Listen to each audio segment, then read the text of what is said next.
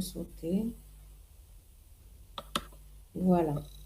Donc, le transtypage, bon, je l'avais introduit la dernière fois, mais bon, j'avais juste passé une ou deux diapos. Donc, c'est la conversion de type entre références d'objets, en fait.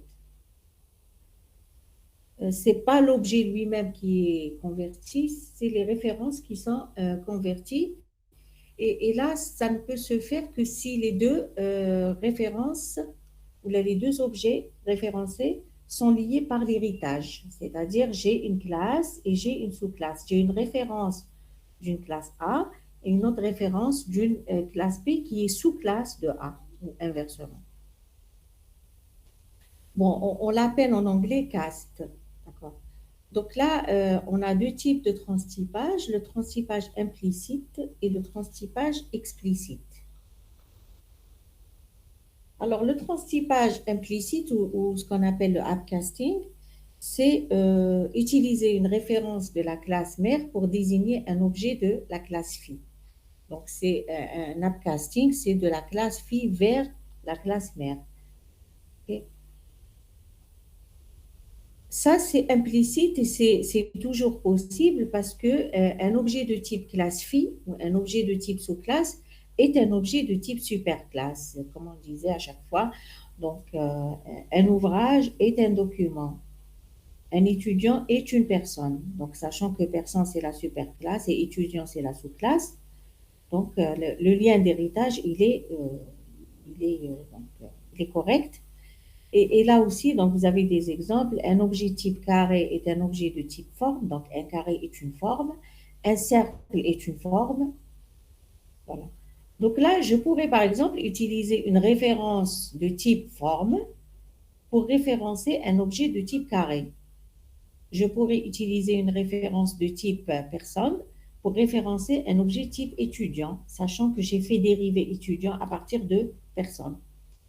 Un, je sais pas, une référence type produit, je pourrais l'utiliser pour référencer un produit alimentaire parce qu'un produit alimentaire est un produit.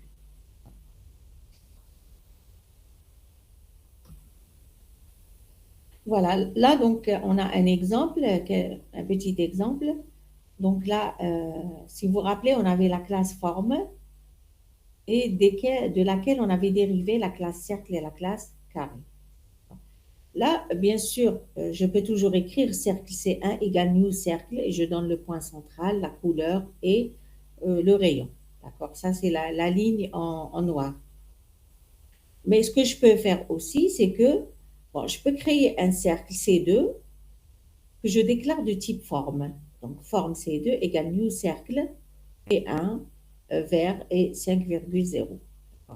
Donc, un cercle de point central P1, couleur verte, et avec un rayon 5.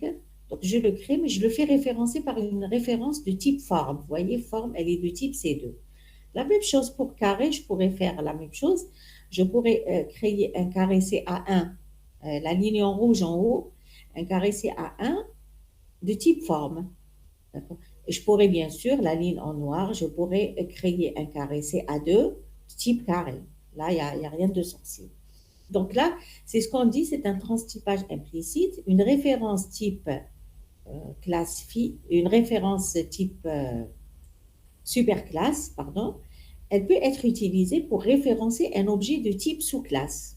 Donc là, le CA1, par exemple, c'est une référence type superclasse qui référencie un, un objet type carré, type sous-classe. Et la même chose pour la référence C2, d'accord, qui est type superclasse, type forme, mais qui référencie un objet type cercle, type sous-classe. Bon, ce qui est intéressant dans tout ça, c'est que, par exemple, si j'ai bon, une superclasse qui fait dériver plusieurs sous-classes, et après, j'ai besoin de créer plusieurs objets, d'accord, de la sous-classe 1, de la sous-classe 2, de la sous-classe 3, et je voudrais les regrouper dans une structure, dans une même structure. D'accord? Je veux regrouper tous les objets qui dérivent d'une même superclasse, c'est sûr, d'une même superclasse. je devrais les regrouper dans une structure. Bon, là, la structure qu'on connaît pour l'instant, c'est le tableau, d'accord? Un vecteur. Là, c'est possible de le faire grâce à ce cast implicite. Donc, je vais créer un objet ou un vecteur où j'ai de référence de type superclasse. D'accord? Je crée le vecteur de référence type superclasse. Et après, dans ce vecteur de référence, je pourrais mettre des objets de n'importe quelle sous-classe ou bien même de la superclasse.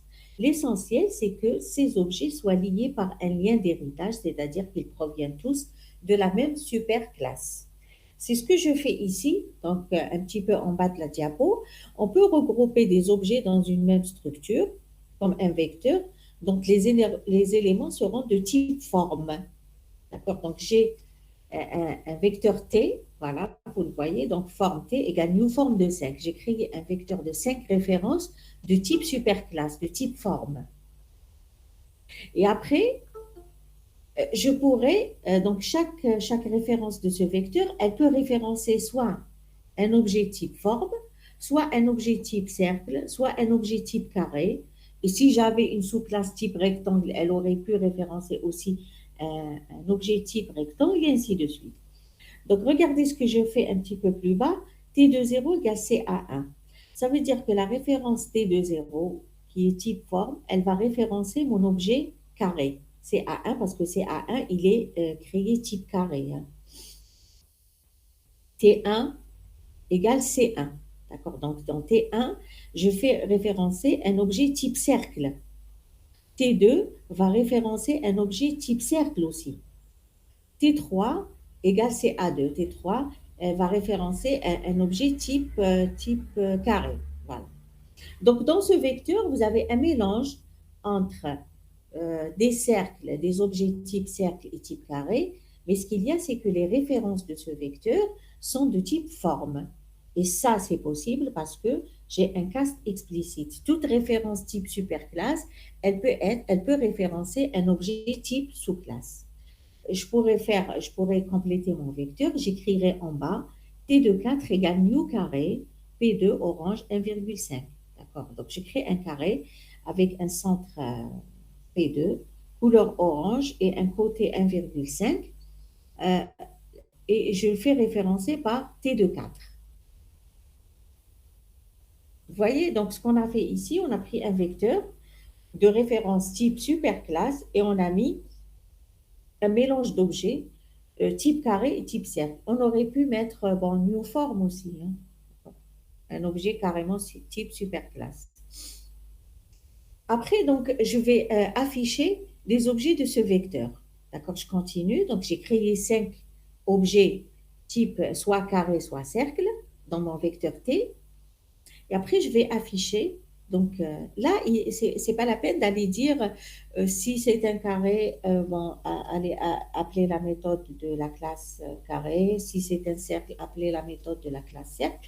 J'écris carrément ma boucle pour i allant de 0 à 5, i++, t de i point affiché. Sachant que j'ai une méthode affichée dans la classe forme, j'ai une méthode affichée dans la classe carré et j'ai une méthode affichée dans la classe cercle. Là, on a parlé de redéfinition de méthode. La méthode affichée, elle est définie dans la superclasse, elle est redéfinie dans la classe carré, elle est redéfinie dans la classe cercle. Bien sûr, elle est redéfinie dans carré et cercle pour afficher, pour compléter l'affichage par rapport à la classe forme, si vous vous rappelez de l'exemple. Et là, je vous mets un commentaire. Selon le type de l'objet, c'est-à-dire, vous avez vu, dans T de 0, on avait mis un carré. Dans T de 1, on avait mis un cercle. Dans T de 2, on avait mis un cercle. Dans T de 3, on a mis un carré. Et dans T de 4, on a mis un nouveau carré. On a créé un nouveau carré. Après, je vous dis, selon le type de l'objet, la méthode affichée de la classe carré ou cercle sera invoquée. Donc, par exemple, parce que T de 0, c'est CA1, c'est un carré. Donc, lorsqu'on fait T de 0 point affiché, c'est la méthode affichée de la classe carré qui sera invoquée. Là, on a mis T de 1 égale C1, c'est un cercle. Donc, quand le compilateur arrive à T de 1, T de 1 point affiché, il va utiliser la méthode affichée de la classe cercle. Voilà. et ainsi de suite. Voilà, donc selon le type de l'objet, la méthode affichée de la classe carré ou cercle sera invoquée. C'est une méthode redéfinie. Voilà. Et puis, donc, il n'y a pas d'ambiguïté. Alors, T2I, c'est une référence type forme, mais les objets sont créés soit de type carré, soit de type cercle. On a vu dans l'exemple.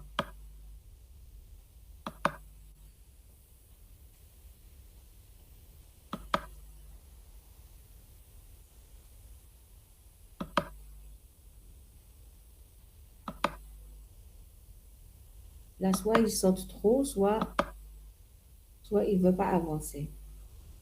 Bon, on était là. Voilà.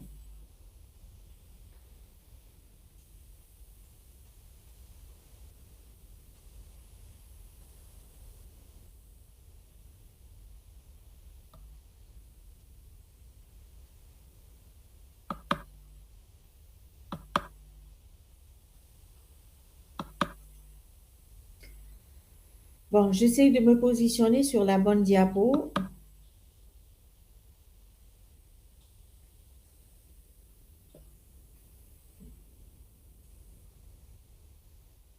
Là, il saute de diapo.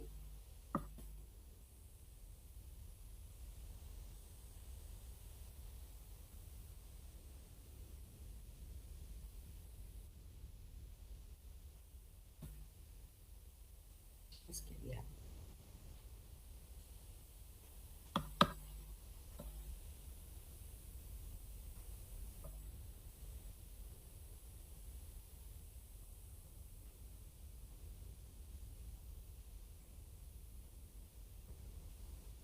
Alors, l'opérateur instance of. D'accord, vous avez un opérateur instance of donc, qui est appliqué sur une référence d'objet.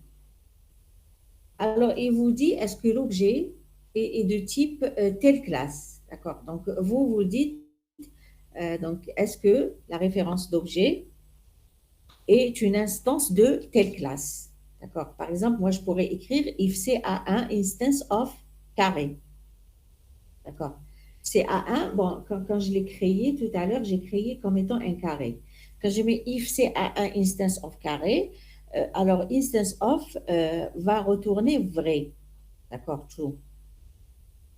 Donc, c'est un opérateur qui est utilisé pour savoir si une référence d'objet est de type telle classe. D'accord. Alors, sur mon exemple de la diapo précédente, si if c'est un instance of cercle, il va renvoyer true parce que c'est 1, on avait mis C1 égale new cercle. D'accord. Alors, if c'est A1 instance of form, ça va donner true. Pourquoi? Parce que c'est A1 qui est de type carré. Bon, on avait écrit c'est A1 égale new carré. Mais là, on pose la question, est-ce que c'est A1 est de type forme, est une instance de la classe forme? Oui. Oui, pourquoi? Parce que tout objet d'une sous-classe est aussi objet de la superclasse. Le contraire n'est pas vrai. Hein. Une forme n'est pas forcément un cercle. Une forme n'est pas forcément un carré. Mais un carré est une forme. Un cercle est une forme. Donc là, quand je pose la question avec instance of, alors si je pose la question par rapport à la classe exacte, la classe réelle de l'objet, c'est-à-dire la classe avec laquelle j'ai fait le new, va me retourner vrai. Si je pose la question par rapport à la superclasse, il va aussi me retourner vrai parce que tout objet d'une sous-classe est aussi objet de la superclasse. Voilà. Donc là, je continue. If c'est un instance of form, il va me rendre true, vrai. Pourquoi? Parce que c'est un, on l'a créé de type cercle, d'accord? Mais aussi un cercle est un objet, tout objet type cercle est aussi un objet type forme, d'accord? Type superclasse. Je continue if CA1 instance of carré. Oui, ça c'est normal parce qu'on a créé CA1 égale new carré. D'accord. Donc, quand je pose la question par rapport à la classe elle-même, ça va renvoyer vrai si c'est un objet de la classe. Quand je pose la question par rapport à la classe, à la superclasse, il va aussi renvoyer vrai parce que tout objet type sous-classe est aussi objet superclasse. Maintenant, les deux dernières lignes, je pose la question if CA1 instance of cercle. Ça va retourner false. C'est normal parce que CA1 On l'avait créé type carré. Un carré n'est pas un cercle, hein, donc rien à voir. La classe carré et la classe cercle, elles dérivent de la même superclasse, mais entre elles, elles n'ont rien à voir l'une avec l'autre. Et quand je pose la question if C1, qui est un cercle, instance of carré, ça va retourner false aussi. Donc C1 est de type cercle, ça ne peut pas être un carré. D'accord? Ça ne peut pas être de type carré.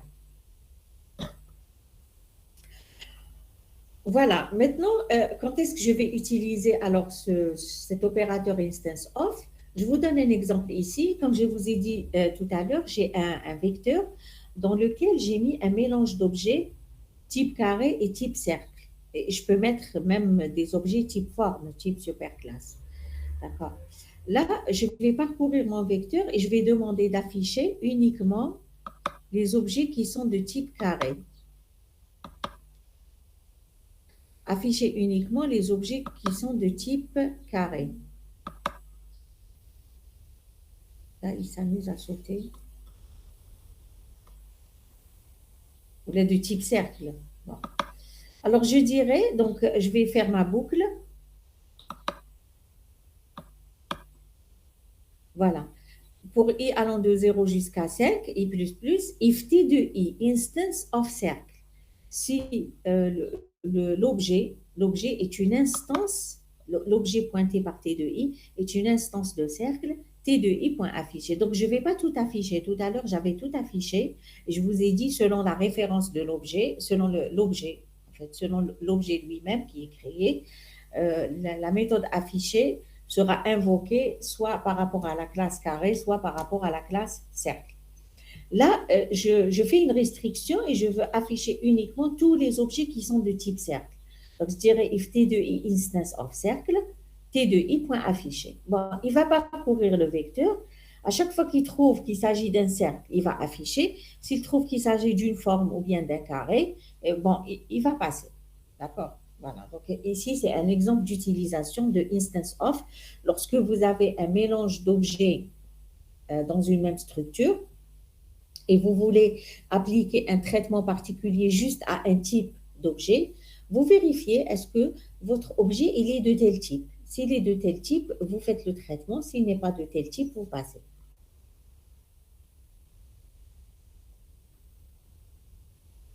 Voilà. Bon, on a autre chose aussi, donc une méthode, une instance of, c'est un opérateur. Et getClass, c'est une méthode qui est définie dans la classe object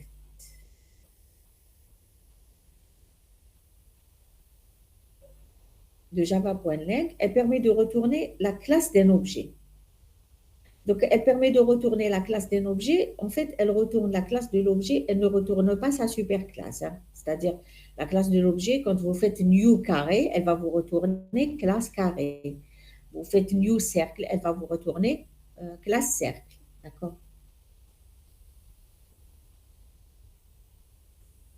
Regardez donc la syntaxe de cette méthode getClass. Vous allez aussi l'appliquer sur une référence d'objet, mais elle ne va pas retourner un booléen comme instance of. Elle va retourner donc le nom de la classe de votre objet. D'accord? Donc, si je fais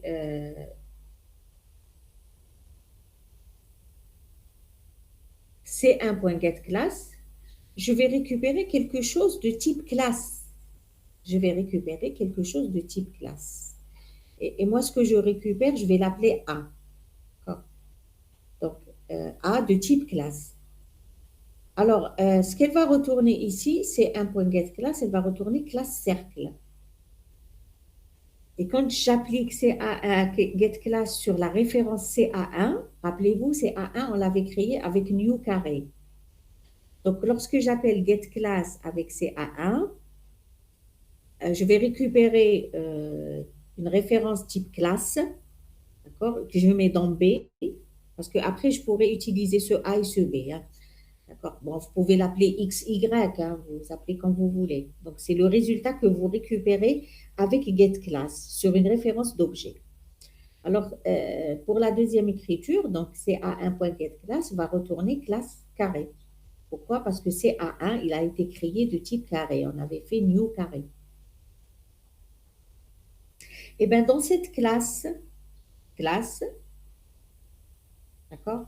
Parce que là, on a récupéré, vous suivez avec moi. Donc, on a utilisé getClass sur une référence d'objet et on a récupéré donc une référence. En fait, le A et le B, c'est des références, hein.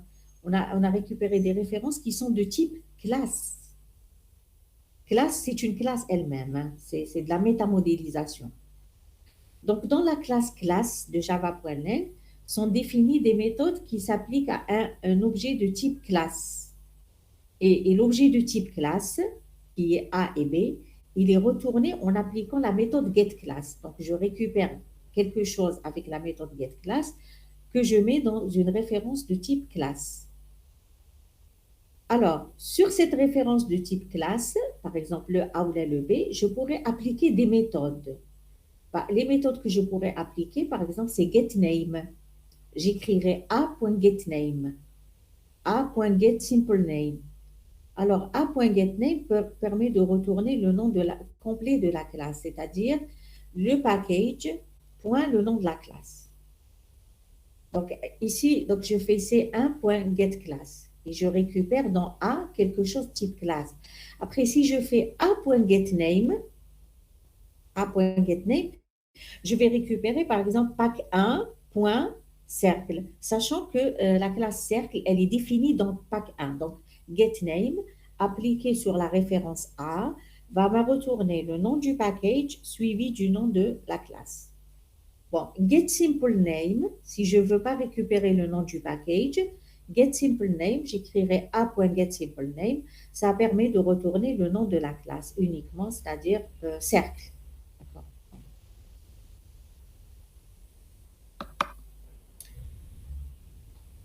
Voilà, un autre exemple. Alors là, je crée un objet scanner. Scanner E égale new scanner system.in. Ça, vous connaissez, c'est un objet d'une classe scanner définie dans java.util, dans le package java.util.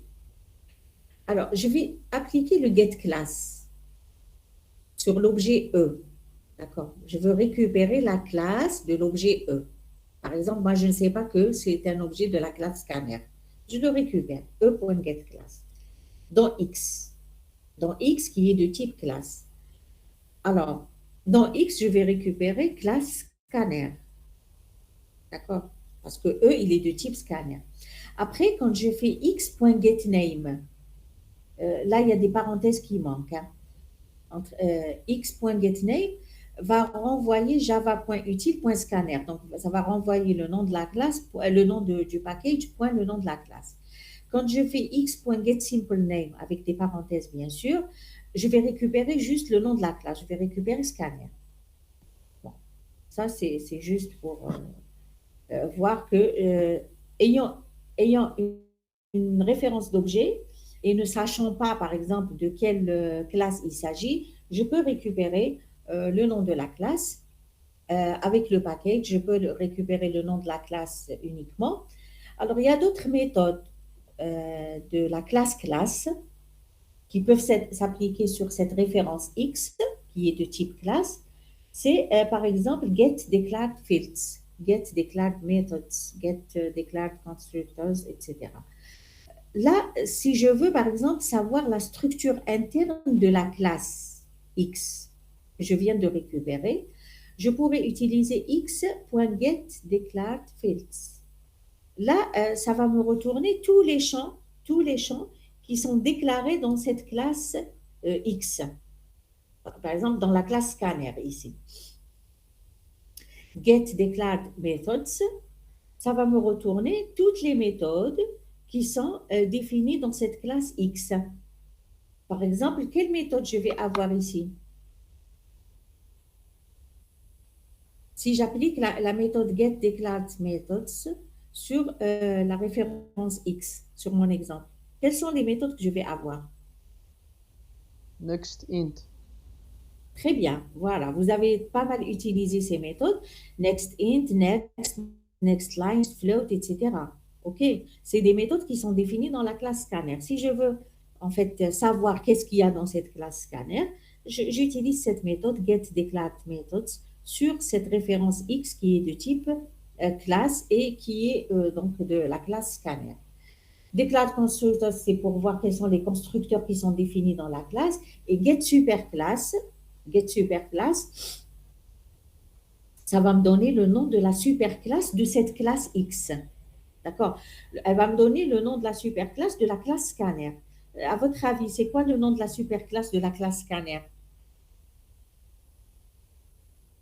Quand j'applique superclass, get superclass, je vais avoir quoi comme résultat?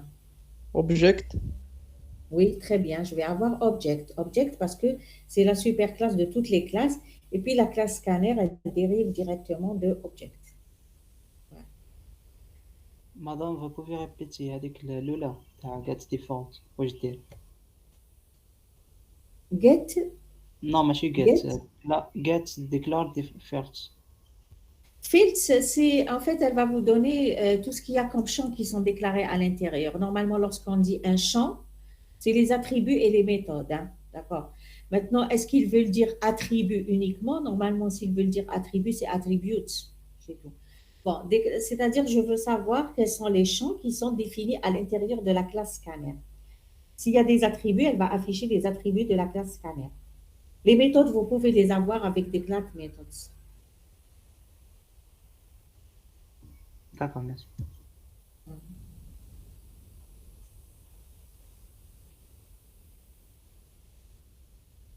Bon, là, le cast explicite, donc je reviens au deuxième type maintenant. Donc, on a parlé du transtypage implicite de classe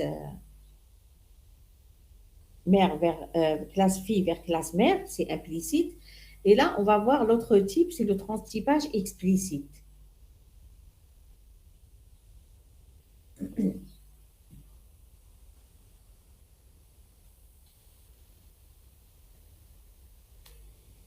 Voilà, donc là, on vous dit qu'on fait un petit peu le contraire, c'est le downcasting, classe mère vers classe fille.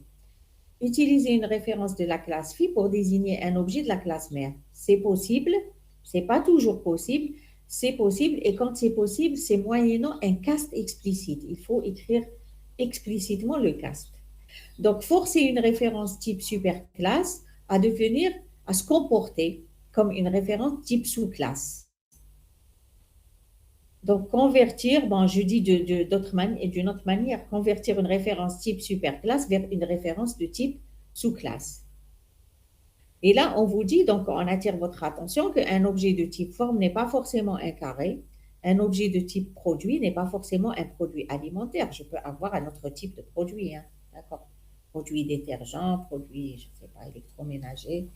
OK, donc ce n'est pas forcément un produit alimentaire. Alors, la syntaxe du cast, lorsque je veux forcer donc une référence type superclasse à se comporter comme une sous-classe, une référence type sous-classe, le cast explicite, c'est entre parenthèses, il faut mettre le type de la sous-classe. Donc, il faut prendre la référence de la superclasse, par exemple A de type grand A, et sachant que grand A, c'est la superclasse, et B, c'est la sous-classe. D'accord? Là, je veux forcer le A à se comporter comme un objet type B. Qu'est-ce que je fais? Je mets le type de la sous-classe, c'est-à-dire je mets B entre parenthèses, et à côté, je mets le A, le petit A, la référence de l'objet qui est type superclasse. Bon, là, on va voir sur un exemple. Bon, je reprends ma classe produit ici. Donc là, il n'y a rien de spécial. Produit avec référence libellée, prix. Il y a un constructeur, méthode affichée, méthode toString redéfinie, etc. Voilà. Là, c'est la classe produit alimentaire qui étend la classe produit, donc extends produit, avec des champs supplémentaires, date fabrication, date d'expiration et conditions de conservation. Voilà, donc produit alimentaire, ça c'est le constructeur qui doit appeler forcément le constructeur de la superclasse en mettant super avec les paramètres qu'il faut. Là, je n'ai pas repris. Hein. Méthode modifiée, méthode cette condition. Donc, cette condition pour changer les conditions de conservation. Et il faut juste savoir que cette méthode, remarquez que cette méthode, cette condition, c'est une méthode qui n'existe pas dans la superclasse. Hein. C'est une méthode définie spécifiquement pour la sous-classe. Pourquoi? Parce que dans la superclasse, on n'a pas un attribut qui s'appelle condition. Donc, cette condition, cette conde, c'est une méthode spécifique à la sous-classe. Ça veut dire qu'un objet de la superclasse ne peut pas accéder à cette méthode, bien sûr, ne peut pas utiliser la méthode cette condition. Et même les autres méthodes. Mais bon, pour les autres méthodes, comme c'est redéfini, comme affiché par exemple, c'est redéfini. Donc, lorsque je mets A point affiché, c'est la méthode affichée de la superclasse qui va s'appliquer. Quand je mets B point affiché, c'est la méthode affichée de la sous-classe qui va s'appliquer. Mais A.7 condition, c'est indéfini, hein, ça ne peut pas se faire. Une redéfinition de la méthode toString, on a vu la dernière fois qu'elle fait appel à la méthode toString qui est redéfinie dans la superclasse. Voilà.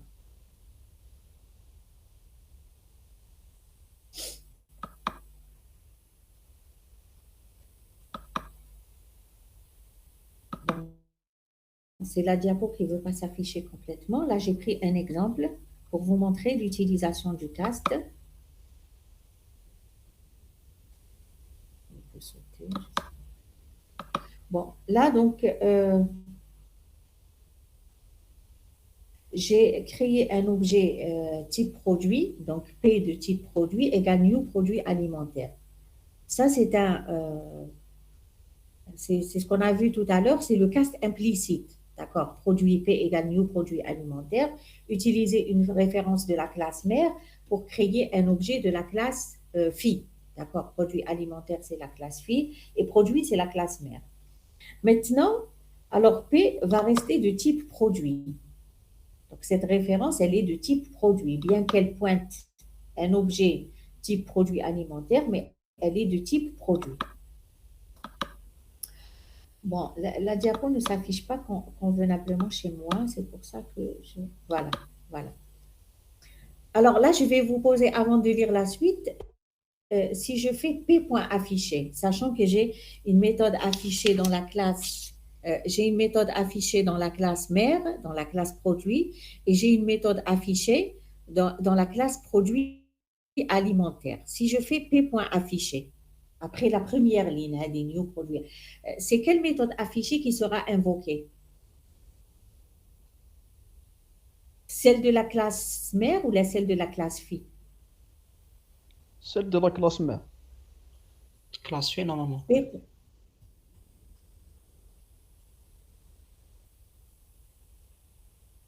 Alors, j'ai deux réponses.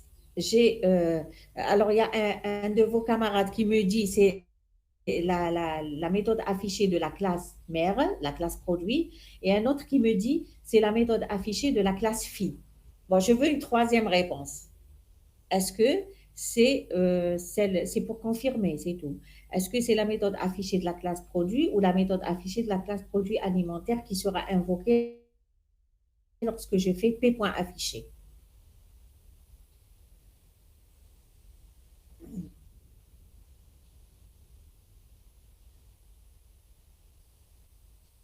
S'il vous plaît. Est-ce que quelqu'un d'autre a une réponse? Normalement, la classe mère. Bon.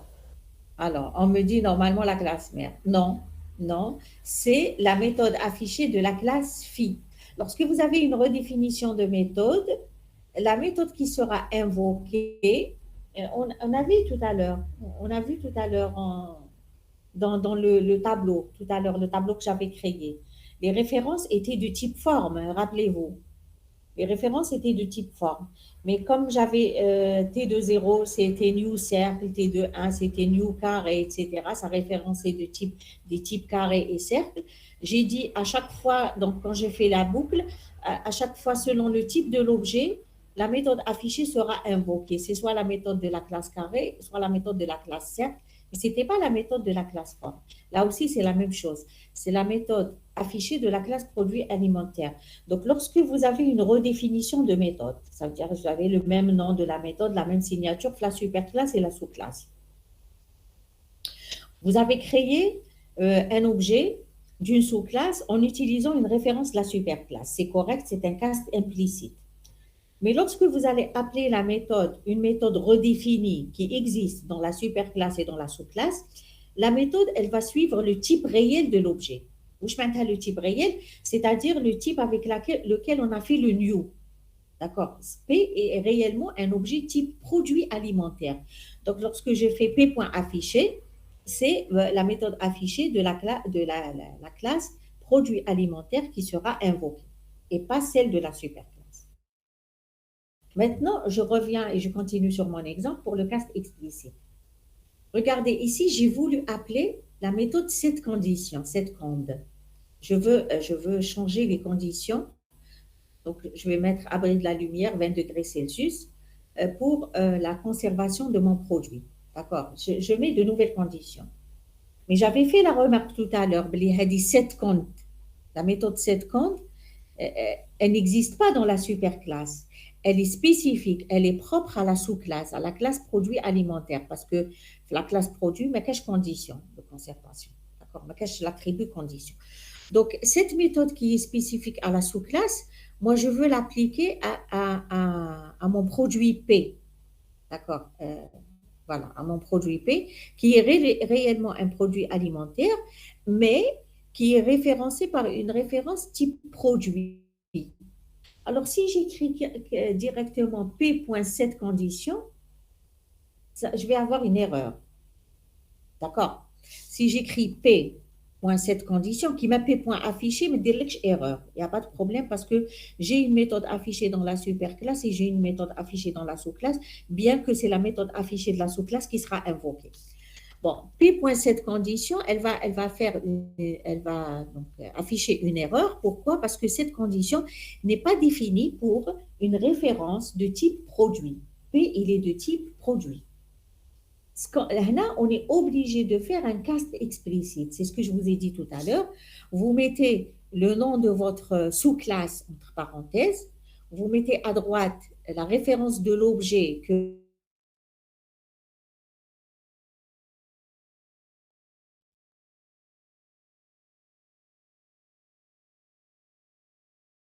entre parenthèses, à gauche, ça veut dire que je renforce la référence P à se comporter comme un produit alimentaire.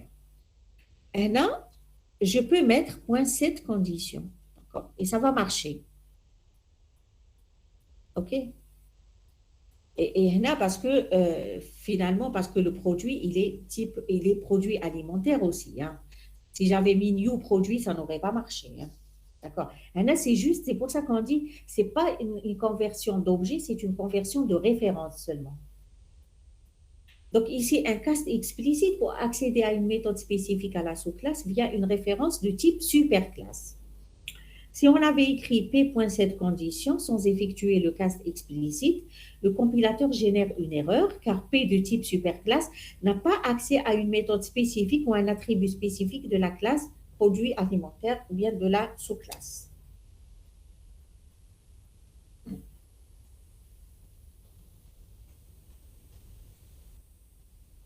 Voilà, donc ici aussi, je pourrais regrouper donc, des objets, tout à l'heure, classe, carré, cercle, dans une même structure. D'accord? Je pourrais les regrouper dans une même structure, un vecteur, une liste ou là. Ensuite, lorsqu'il faut appliquer des traitements spécifiques aux sous-classes, par exemple aux objets de type cercle, aux objets de type carré, où les traitements n'existent pas dans la superclasse, on est obligé de faire un cast explicite. C'est ce que je donne comme deuxième exemple. Donc, je reprends mon exemple de la classe carré et cercle.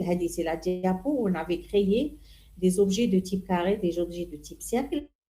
On les avait donc mis dans un tableau de type forme. Donc, c'est comme si que le T de 0, il est de type forme, le T de 1, il est de type forme, etc. Mais à l'intérieur, on a des carrés. Donc, on a mis T de 0 égale CA1, T de 1 égale C1, T de égale C2. Là, c'est comme si j'avais mis T de 0 égale new carré, T de 1 égale new cercle, T de 2 égale new cercle, etc.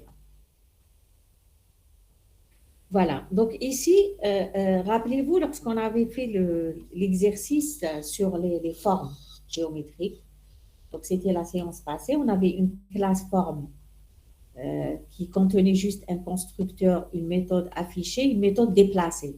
Voilà, déplacée parce qu'on déplace le centre. Le centre, c'était un attribut de la classe forme.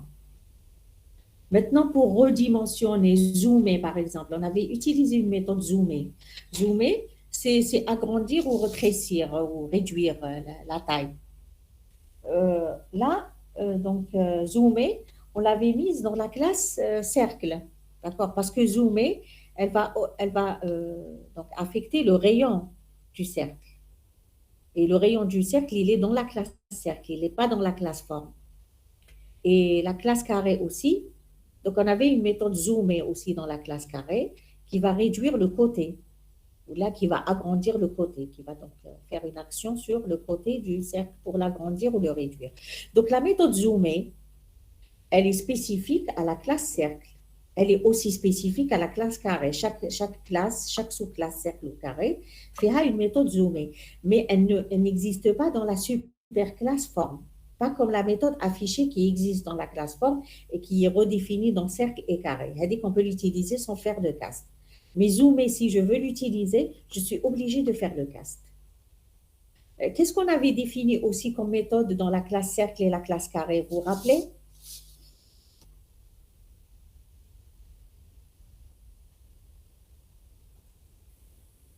Dans la classe cercle et carré, c'était le petit exemple de la dernière fois. On avait une méthode zoomée, on avait quoi?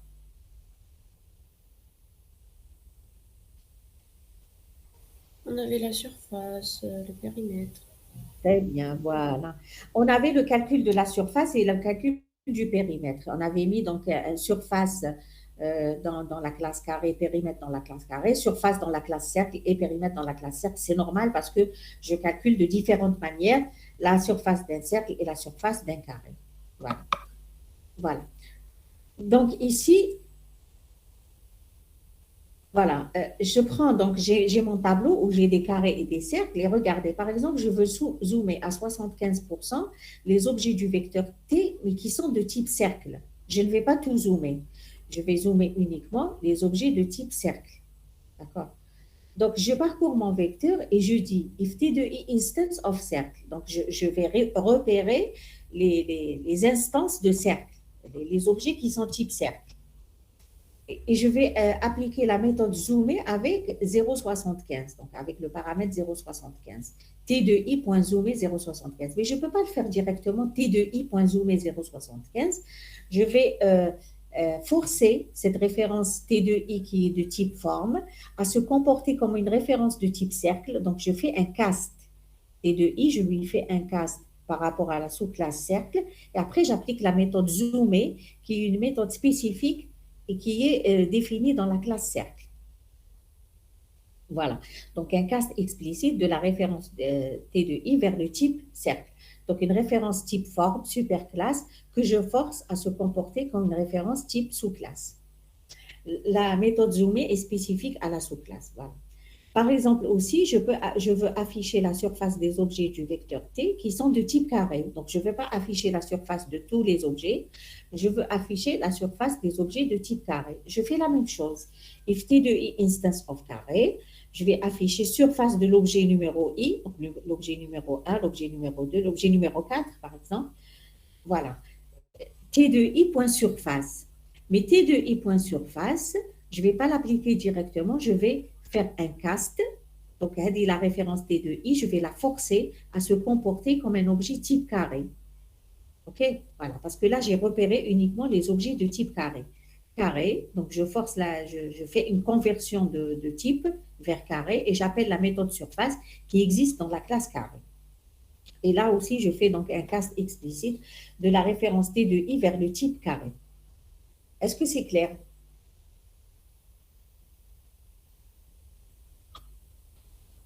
Allô? C'est clair? C'est clair. Oui, madame. Voilà, donc il faut savoir quand est-ce que vous êtes obligé de faire le cast explicite et quand est-ce que le cast il est implicite. D'accord.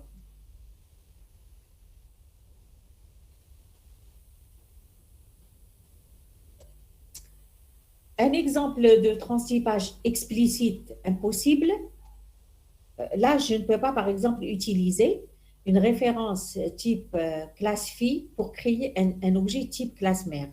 Ce n'est pas possible. Hein. Je vous donne ici donc produit alimentaire PA égale new produit. D'accord? Je ne peux pas utiliser, par exemple, carré F égale new form. C'est faux aussi. D'accord? Parce que forme n'est pas un carré et produit n'est pas un produit alimentaire forcément. Parce que c'est produit alimentaire qui est produit. Mais un produit n'est pas forcément un produit alimentaire. Donc, c'est impossible d'utiliser une référence classe phi pour créer un objet classe mère. Le contraire, on a vu, c'est implicite. Une référence type classe mère peut être utilisée pour créer un objet classe phi.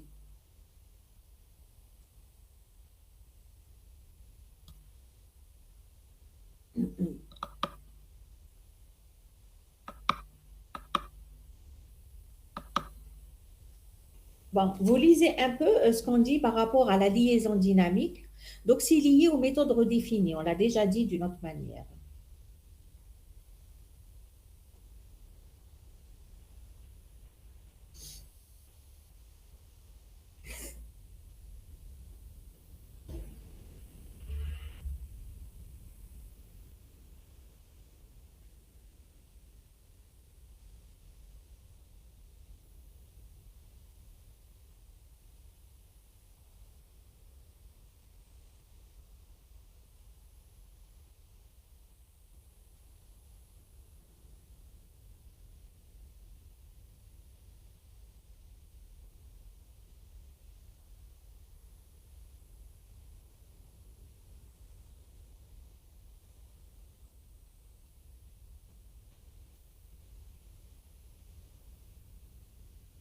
Donc, la liaison dynamique, elle a un sens lorsque j'ai des méthodes redéfinies.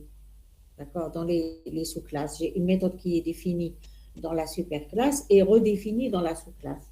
Là, on se pose la question, lorsqu'on va invoquer cette méthode sur une référence d'objet, type sous-classe, c'est quelle méthode qui sera utilisée? Est-ce que c'est la méthode de la superclasse, la méthode de la sous-classe, etc. Donc là, on vous dit la liaison, c'est que le code de la méthode à utiliser, est-ce que c'est celui de la superclasse ou celui de la sous-classe, sera déterminé au moment de l'exécution, de manière dynamique. Donc, c'est au moment où on avance dans l'exécution des instructions de la méthode main, par exemple, que l'on sait en fait quelle est la méthode à invoquer. Est-ce que c'est la méthode de la superclasse ou la méthode de la sous-classe? Là, parce qu'on peut aussi, entre-temps, donc dans le code, on peut faire des affectations entre références. Lorsqu'on affecte une référence à une autre, d'accord, une référence, par exemple, on a une référence type superclasse et on a une référence type sous-classe. On peut faire une affectation entre ces deux références dans un sens. Là, en fait, lorsque je fais l'affectation, les deux références vont pointer vers le même objet. D'accord? Et donc là, c'est la méthode de cet objet qui sera appliquée. Et on l'avait dit tout à l'heure aussi. Donc, lorsque on a une méthode redéfinie et on a des objets type superclasse, type sous-classe, etc., la méthode qui sera invoquée, c'est la méthode qui est donc en fait, qui convient, d'accord? Et la méthode qui convient, en fait, c'est celle qui doit suivre la création de l'objet. C'est-à-dire qu'elle doit suivre le type réel de l'objet. Le type réel de l'objet, c'est la classe qui a été utilisée pour, ça saute, la classe qui a été utilisée pour créer l'objet. Donc, on vous dit ici le type réel de l'objet et celui qui a été utilisé pour sa création. Tout à l'heure, j'avais posé la question. On avait produit A, ou la produit P égale new produit alimentaire. Et j'avais posé la question, j'avais dit, c'est la méthode affichée qui sera appliquée lorsque je fais P.affiché, bien sûr sans faire de caste ici. Lorsque je fais P.affiché, est-ce que c'est la méthode de la classe produit, la méthode de la classe produit alimentaire? Et bien la réponse, c'était la méthode de la classe produit alimentaire, parce qu'en en fait, on doit suivre la classe réelle de l'objet, c'est-à-dire la classe avec laquelle on a fait le new, d'accord, mais pas le type de la référence. Voilà.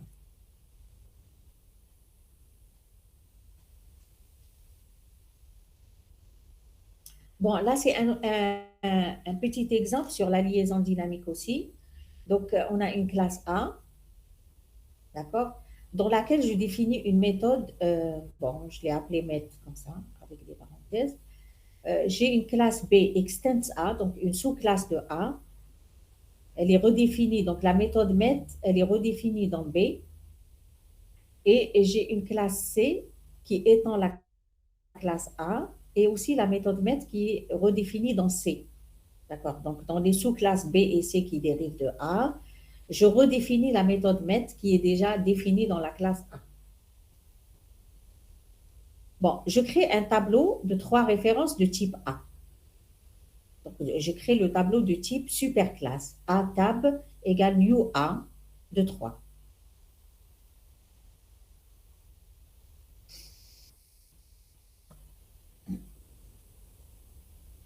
Voilà, on vous donne une petite portion de code où là, je crée 3 objets type B, A, C stockés dans tab. Donc, je crée même un objet de type superclasse, hein. La A, c'est la superclasse, B et C, c'est les sous-classes. Et après, j'essaie d'appliquer la méthode MET sur table de 0, table de 1, table de 2. Après, je fais un cast explicite en bas. Et là, je pose la question, quelle est la méthode MET qui sera exécutée à chaque invocation dans ce code? Rappelez-vous que la A, c'est la superclasse, B et C, c'est les sous-classes.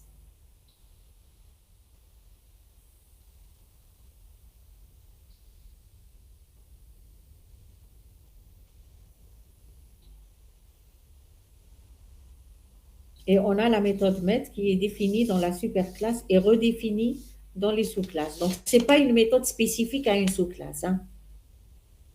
C'est une méthode qui se trouve dans la superclasse et redéfinie dans les sous-classes. La première, c'est B. C'est la méthode de la classe B, oui. Donc, la première, votre camarade me dit table de 0.met, c'est la méthode de la classe B. Pourquoi? Parce que l'objet table de 0, il a été créé avec new B. Donc, sa vraie classe, c'est B. Oui. Table de 1.met, C'est A. c'est A. Donc, toujours, bon, c'est celle de la superclasse. Et table de 2.met,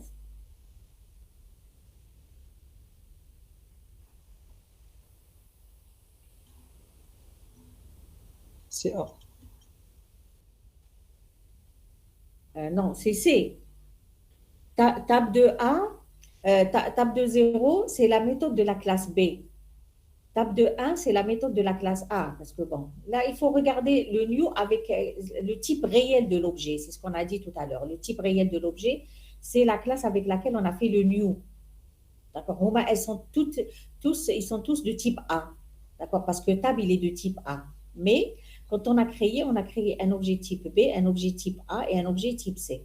Donc, tab de 0.met, c'est classe B. Tab de 1.met, c'est la méthode de la classe A. Et tab de 2.met, c'est la méthode de la classe C. On a dit, Madame, j'ai suivi juste la règle. Oui, Madame, oui. ici, on a table 1 de C, on n'a pas table 2. C'est une faute. Qui fait-je? J'ai pas compris. On n'a pas? Table 1. On a table 1 de C. C'est pas table 2 de C. كيفاش تاب de 2 C ما فهمتش. Madame Flemetor. Regarde plus haut. Tu as créé table de 0 égale new B. Table de 1 égale new A. Et table de 2 égale new C. D'accord, d'accord. Il faut suivre donc les premières instructions. Donc, table de 0, elle va suivre la classe B. Table de 1, elle va suivre la classe A. Et table de 2, elle va suivre la classe C. Elle dit rien de sorcier. D'accord? Maintenant, j'essaie de faire un cast explicite. Alors, ici, regardez la première instruction. A, table de 0. Donc, voilà, et j'appelle la méthode MET. D'accord. Qu'est-ce que je fais ici? Si je veux lire cette instruction, 1, entre parenthèses, table de 0, point met, je fais quoi? Un cast explicite. Oui, un cast explicite, mais je suis en train de forcer quoi?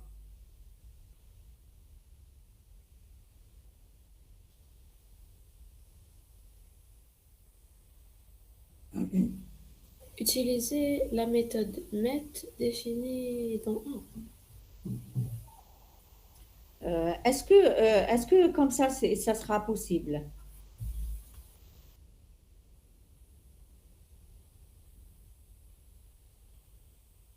Là, regardez, j'ai pris une référence type superclasse, d'accord?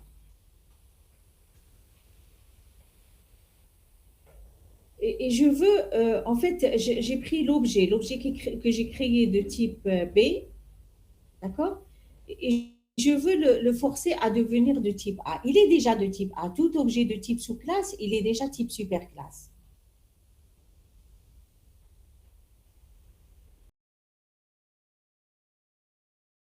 Affiché ici, pour la première instruction AD. La méthode MET qui sera exécutée plutôt. C'est quelle méthode?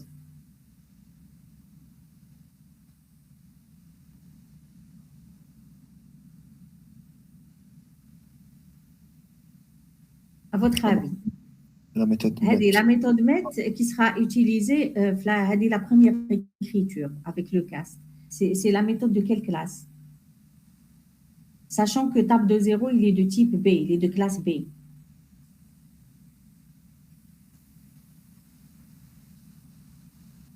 De classe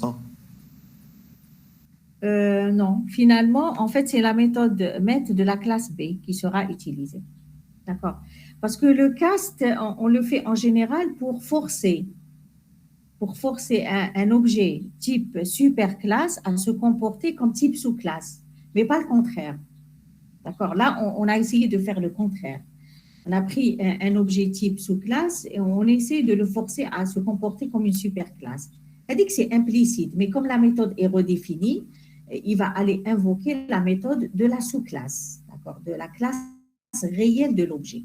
Bon, il ne va pas générer une erreur, mais la méthode qui sera invoquée, c'est celle de la méthode B. Ça ne va pas changer. Regardez la deuxième écriture. La deuxième écriture, table de 1, je le caste en B, d'accord, table de 1, je le caste en B et j'appelle la méthode MET. D'accord. C'est la méthode de la classe B. Parce que c'est quand une super classe ou caster en classe.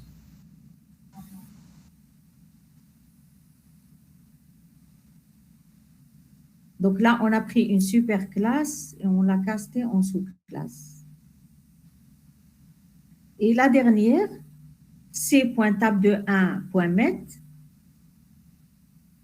Donc j'ai fait comme j'ai fait C.table de 1.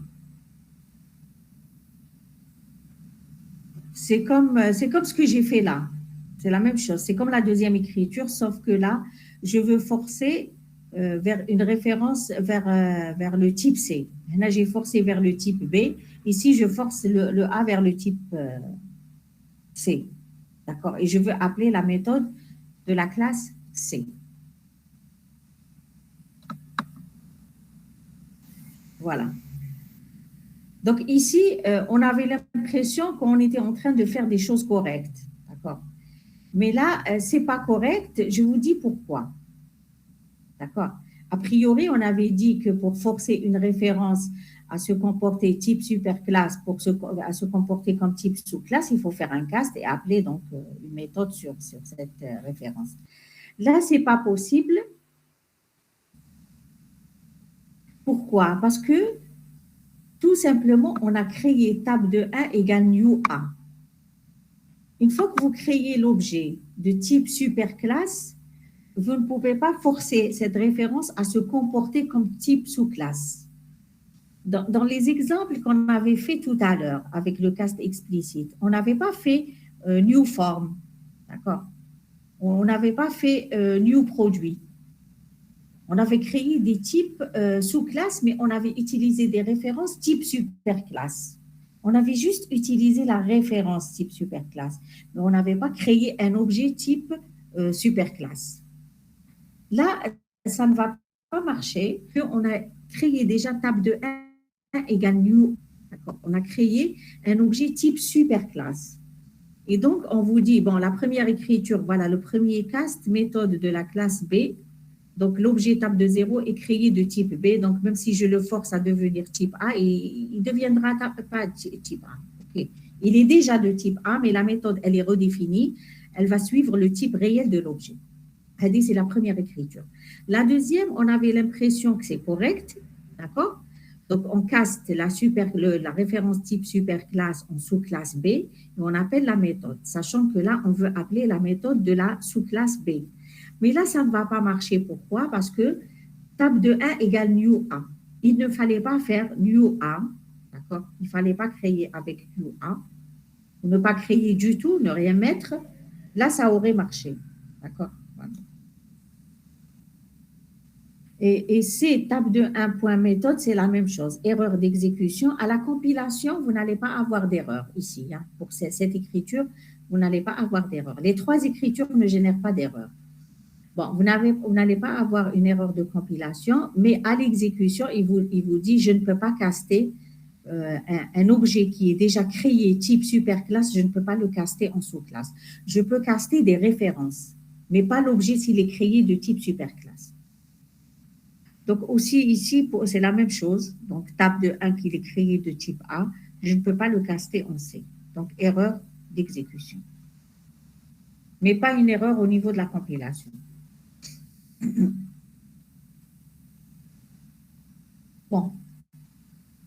Donc là, je continue sur le même exemple. Si on fait une affectation table de 0 égale table de 1, et après je fais table de 0 point méthode. Là, je vous dis qu'on va invoquer la méthode met de la classe A. Pourquoi? J'ai repris le même exemple. Hein. D'accord.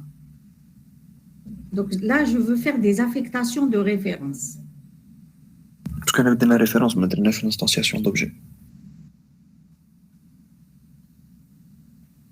Non, l'instanciation d'objet est liée, hein, est liée, fort. C'est la suite de l'exemple. Donc, oui, table de 1 égale niveau A. Oui, on va donner la référence. Non, mais si on fait une affectation table de 0 égale table de 1, ça veut dire que là, table de 0 va affecter un objet de type A. Oui, ça peut se faire. Pourquoi? Parce que table de 0 et table de 1, ils sont de même type. Ils sont de type A. D'accord? Je peux le faire. Table de 0 égale table de 1. Ça veut dire que le table de 0, il va pointer vers l'objet table de 1. D'accord? Il va pointer le même objet que table de 1. D'accord? Table de 0 va pointer le même objet que table de 1. D'accord? Sachant que table de 0, il est de type A et table de 1, il est de type A. C'est important. Parce que si table de 0 était de type B, je n'aurais pas pu faire l'affectation. Hein. L'affectation ne marche pas. B égale A. Une affectation type B égale une référence type B égale une référence type A, ça ne marche pas. Le contraire marche, mais ce que je mets là ne marche pas. D'accord?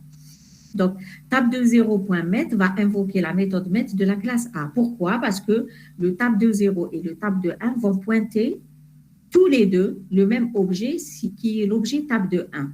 Et table de 1, on l'a créé new A.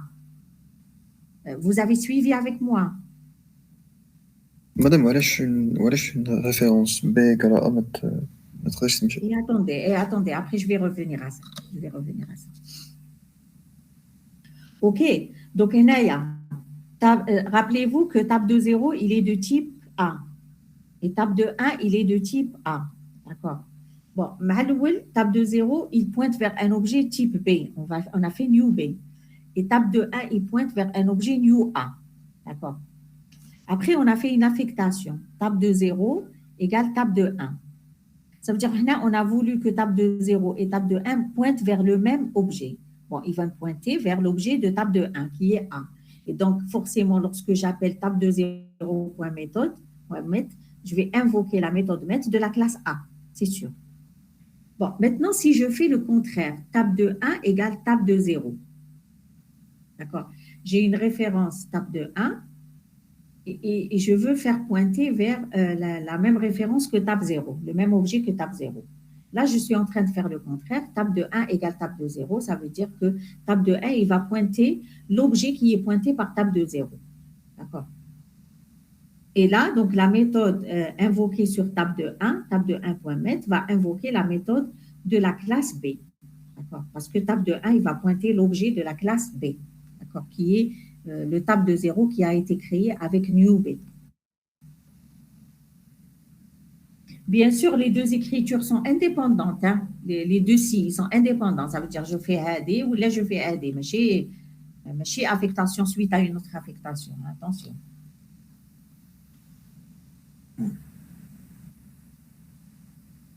Donc, l'affectation d'objets, elle est possible si les références sont de même type. D'accord. Si les références sont de même type, ici, les tables de 0 de type A, table de 1, il est de type A, table de 2, il est de type A. Bien qu'après, les objets ils sont créés de type A, B, C. Là, l'affectation, il n'y a aucun problème. C'est le même type. Maintenant, si j'ai, par exemple, je reviens à votre question, si j'ai un objet A, petit a, de classe A, et un objet B, un objet petit b de classe B, sachant que B est une sous-classe de A. Donc, le petit a de classe A et le petit b de la classe B. Et B est une sous-classe de A. Alors, si je fais A égale à B, petit a égale petit b, donc une référence type superclasse égale une référence type sous-classe. Est-ce que c'est correct? Référence petit a égale petit b. Une référence type classe A égale référence type classe B. Est-ce que c'est correct? Oui, c'est correct. Oui, là c'est correct. Une référence type superclasse peut référencer un objet type sous-classe. Là c'est correct.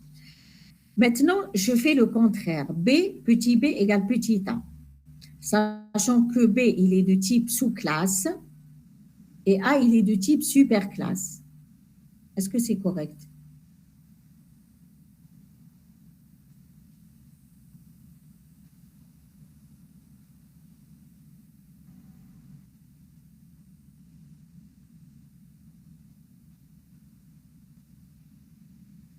Petit b égale à petit a.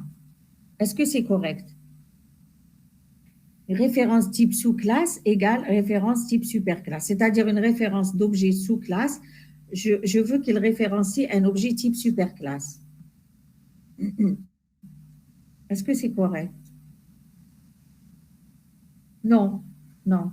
Donc, A égale à B, sachant que A il est de type superclasse et B est type sous-classe, c'est correct. Le contraire n'est pas correct. B égale à A, sachant que B est type sous-classe et A superclasse, c'est pas correct. Madame Savalash, c'est pas correct. C'est pas correct parce qu'un objet type sous-classe ne peut pas référencer un objet type superclasse. Madame, D'accord. Un objet type sous-classe n'est pas un objet type superclasse. Un objet type superclasse n'est pas un objet type sous-classe. madame, ça veut dire, par exemple, si on prend l'exemple des produits alimentaires, hein, on ne peut pas Eh, affecter un produit alimentaire. oui, oui. On peut faire le contraire, mais on ne peut pas affecter, par exemple, PA égale à P. Et on peut faire P égale PA. D'accord.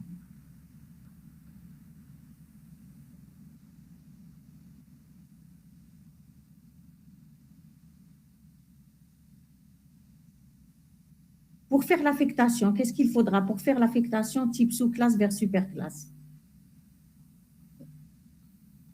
Le B égale à A, qu'est-ce qu'il faut faire?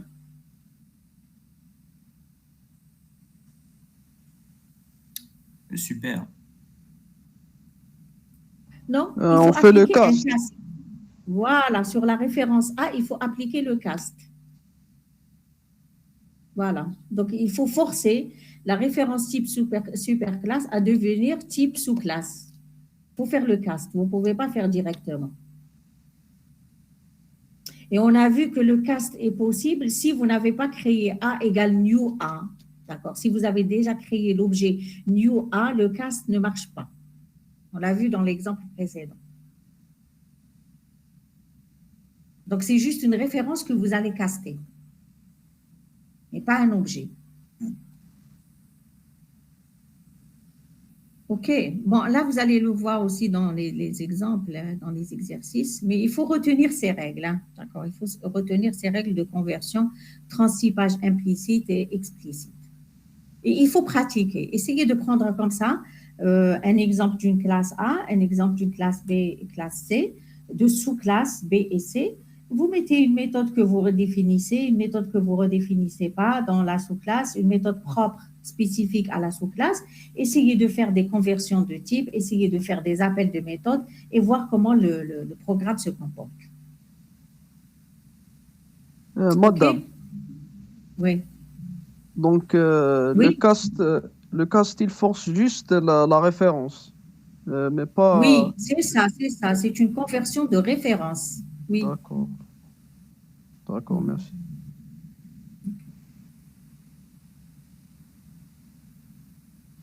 Bon, on va terminer sur la méthode equals de la classe object. Donc, la méthode equals de la classe object, regardez sa signature. D'accord. En haut, elle est définie donc dans la superclasse, c'est comme la méthode toString. Hein. Et souvent, on a besoin de redéfinir cette méthode equals. Donc, public boolean equals object obj. Donc, elle accepte quelque chose de type object, n'importe quel objet. D'accord. Et qu'est-ce qu'elle vérifie? Elle vérifie this double égale obj. Donc, elle vérifie l'égalité des références. Souvent, on n'a pas besoin de vérifier l'égalité des références. On a besoin de vérifier l'égalité entre deux objets. Par exemple, est-ce que c'est le même étudiant? Est-ce que c'est le même produit? Pour dire que c'est le même produit, ils doivent avoir, les deux objets doivent avoir la même référence. En fait, la même référence, ça veut dire le même numéro, disons. J'ai référence type. Si je veux savoir si c'est le même, il s'agit du même étudiant, je vérifie les deux matricules, si les deux matricules sont égaux. Je prends deux objets de type point. Je vais vérifier si deux points sont égaux. Deux points sont égaux s'ils ont les mêmes coordonnées. Mais si les mêmes références en mémoire, d'accord? Parce que même référence en mémoire, ça veut dire que c'est le même objet. Bon, la méthode equals est redéfinie déjà dans la classe string. D'accord? Donc, lorsque vous dites S1, vous créez deux strings S1 et S2, vous dites if S1 equals, point equals S2, là, elle va vérifier est-ce que S1 et S2 sont les mêmes, c'est-à-dire c'est la même chaîne de caractères, ABC, ABC. Mais ce n'est pas l'égalité. Faire la différence avec l'égalité. Quand vous écrivez S1 double égale S2, vous êtes en train de vérifier l'égalité de deux chaînes. D'accord? Mais la méthode equals, elle a été redéfinie. Je dis bien redéfinie dans la classe string. Ce n'est pas celle que je vous mets en haut.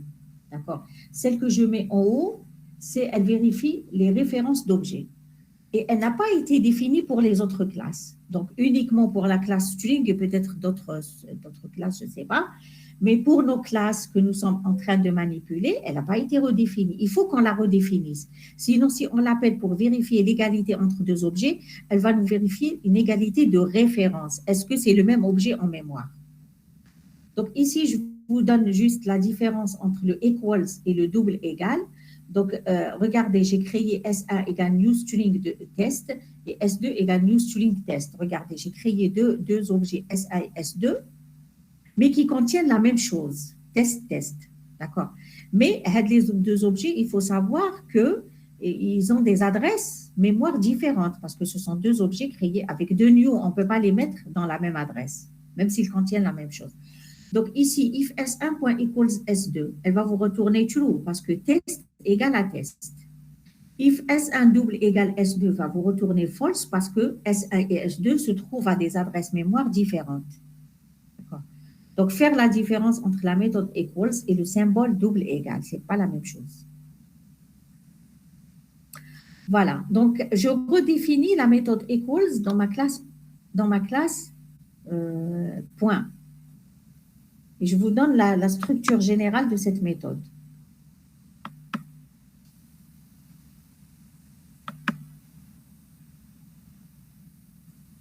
Voilà, donc voilà, ma classe point, comme vous la connaissez, avec deux coordonnées x, y, le constructeur, la méthode affichée, la méthode, je ne sais pas s'il y a la méthode déplacée, mais la méthode toString, on aurait pu mettre la méthode toString aussi, c'est pas méchant.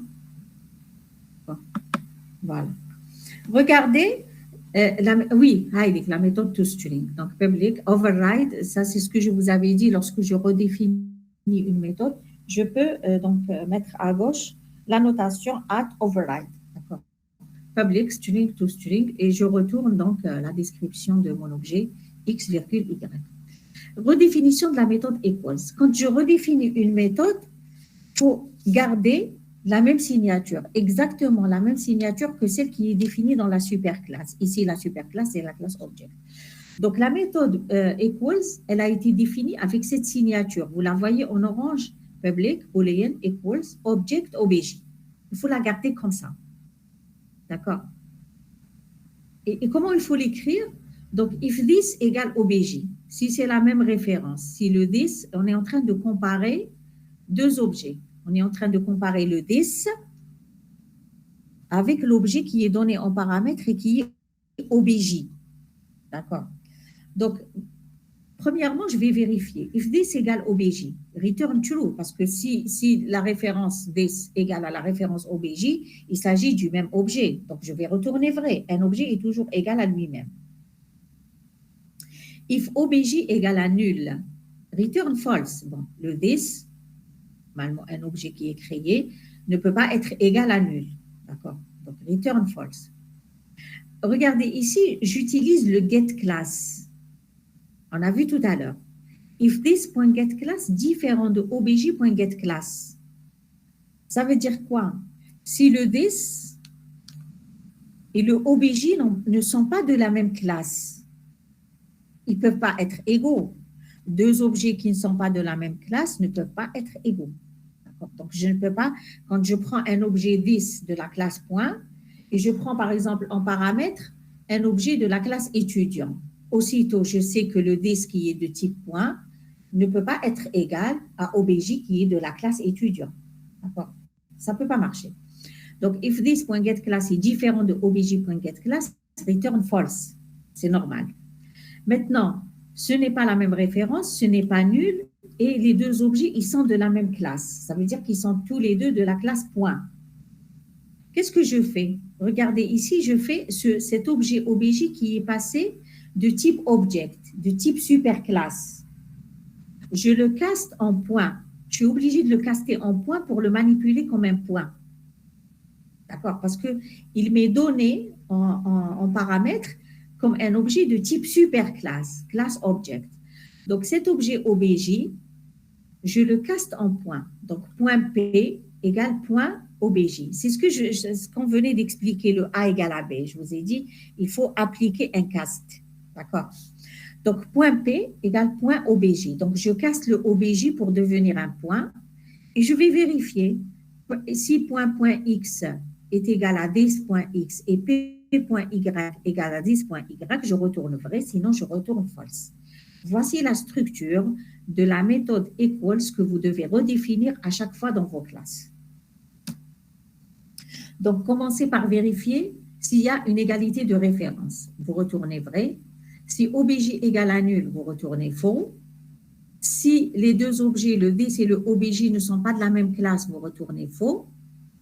Si tout ça n'y est pas, vous castez l'objet obj selon le type de votre classe. Là, on est en vérifié par rapport au point. Donc, je caste le obj en point. Et je vérifie p.x, s'il est égal à 10.x et p.y à 10.y, c'est vrai. Sinon, c'est faux. Je retourne faux. Vous avez compris? Donc, lorsque je prends une méthode d'une superclasse, que ce soit une classe prédéfinie en Java ou ma propre classe, quand je veux la redéfinir, je reprends exactement la même signature.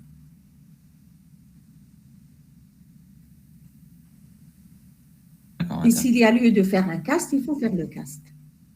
Si le paramètre qui est passé, il est de type superclasse, si je veux manipuler un objet de ma classe, il faut caster en un objet de ma classe.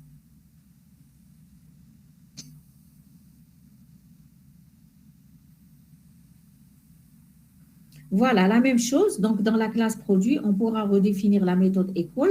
Et voici comment je redéfinis la méthode equals. C'est à peu près la même chose. Donc, je la redéfinis. Ici, je reprends la même signature, object obj. Je vérifie le this égale à obj. Je vérifie si obj égale à nul. Je vérifie le get class. Et après, je caste obj en produit. D'accord? Et là, pour deux produits, pour vérifier s'il s'agit du même produit, sachant que les produits, ils ont des références uniques, des numéros uniques. Donc, je vérifie juste la référence. C'est comme pour l'étudiant, je vérifie juste le matricule. Donc, si p.référence égale 10.référence, alors return true, else return false. Voilà. Sachant que ref, c'est un attribut, hein, c'est un string, c'est un attribut de la classe produit. C'est le numéro du produit. Après, on vous dit l'utilisateur peut définir sa propre méthode equals sans redéfinir celle de la classe object. Et là, donc, on va avoir une surcharge de méthode. D'accord. On peut garder la méthode equals de la classe object, mais bon, sachez que la méthode, elle vérifie les adresses des objets. Donc, elle vous dit deux objets sont égaux s'ils ont la même adresse. Donc, la même référence, la même adresse en mémoire, c'est ça. Donc, vous revenez un peu en arrière. Et si vous définissez votre méthode equals comme ça, sans respecter la signature de la superclasse, de la méthode de la superclasse, bon, là, vous allez écrire votre propre méthode, mais il n'y a pas de problème. C'est-à-dire, quand vous appelez votre méthode equals sur un objet de votre classe, c'est la méthode equals que vous avez définie dans votre classe qui sera invoquée, hein, parce que l'autre, elle appartient à la superclasse. Maintenant, le problème se pose si vous ne la redéfinissez pas. Si vous ne la redéfinissez pas et vous voulez l'utiliser, le equals, sachez qu'il va vous vérifier les adresses en mémoire. Est-ce que vos deux objets se trouvent à la même adresse en mémoire? C'est-à-dire, il faut le savoir.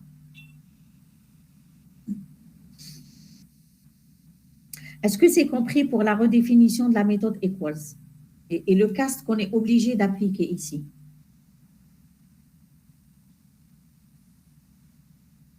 Allô? Oui, madame. Oui, c'est clair? Oui, madame, c'est clair. Ok. Madame, Oui. il est 11h ou donc TDPO. À quelle heure vous avez été? De quoi? Bon, c'est pas grave, c'est la dernière diapo, c'est tout. C'est la dernière diapo. D'accord. Donc là, juste pour vous dire qu'il n'est pas possible de redéfinir les méthodes statiques. Il n'y a pas de polymorphisme sur les méthodes statiques. On a vu les méthodes d'instance, les méthodes statiques. Lorsque une méthode est déclarée statique, d'accord, si vous la redéfinissez dans la sous-classe, sachez que vous êtes en train de cacher la méthode de la superclasse.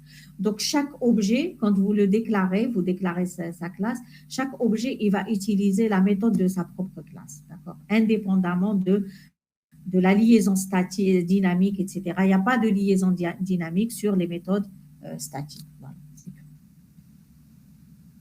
Voilà, avantage de l'héritage, ça permet de supprimer les redondances dans le code, favorise la réutilisation de classes, rajouter facilement une classe par héritage, par extension d'autres classes.